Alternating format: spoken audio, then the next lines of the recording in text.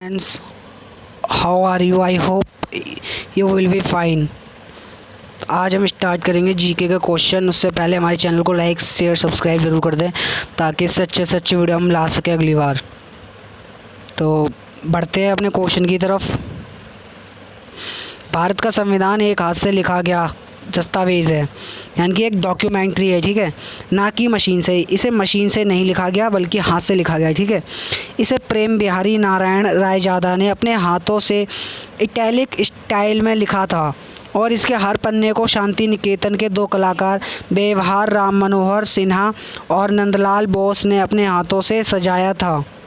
हमारा भारत का जो संविधान है उसे प्रेम बिहारी नारायण रायजादा ने अपने हाथों से इटैलिक स्टाइल में लिखा था और इसके हर पन्ने को शांति निकेतन के दो कलाकार व्यवहार राम मनोहर सिन्हा और नंदलाल बोस ने अपने हाथों से सजाया था।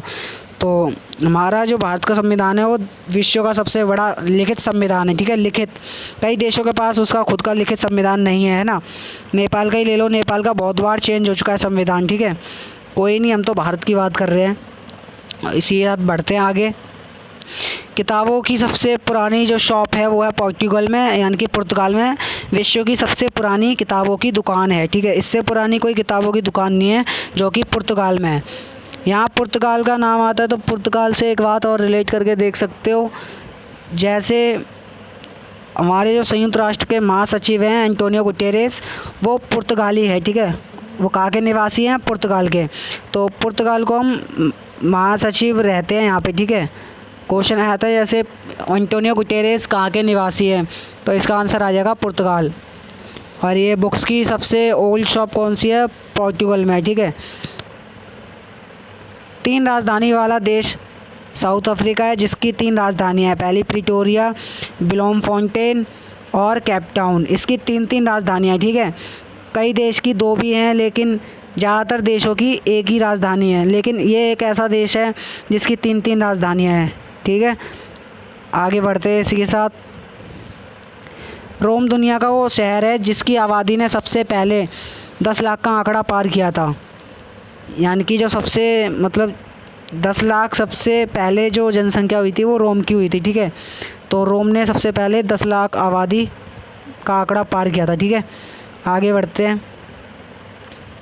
3 अप्रैल 1973 को मोबाइल फ़ोन पर सबसे पहला कॉल मार्टिन कूपर ने किया था। मार्टिन कूपर मोटरोला कंपनी के कर्मचारी थे, ठीक है। मोटरोला एक मोबाइल भी है, ठीक है।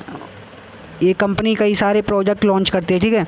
तो 3 अप्रैल 1973 को मोबाइल फ़ोन पर सबसे पहला कॉल मार्टिन कूपर ने किया था। तो इसी के साथ और फैक्ट जानेंगे, आगे बढ़ते हैं इसी के साथ।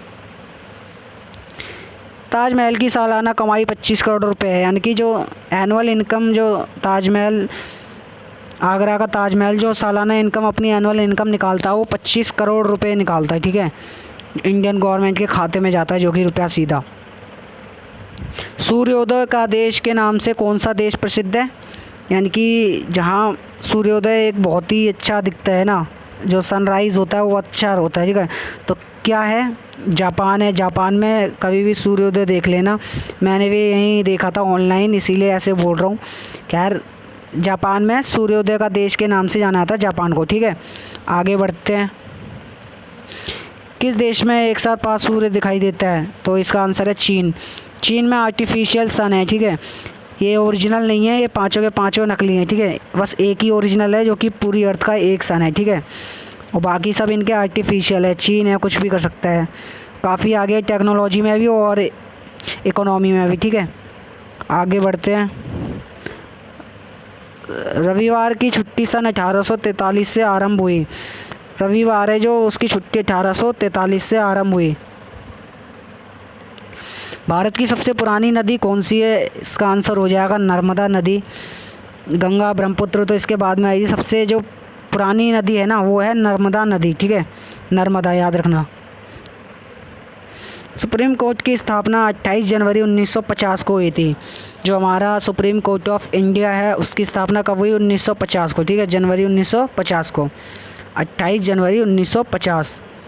तो आई होप आपको you will like this video and you will like share subscribe also. Thank you. As you can see, here is a Telka study So you can like, share, subscribe our channel. Thank you.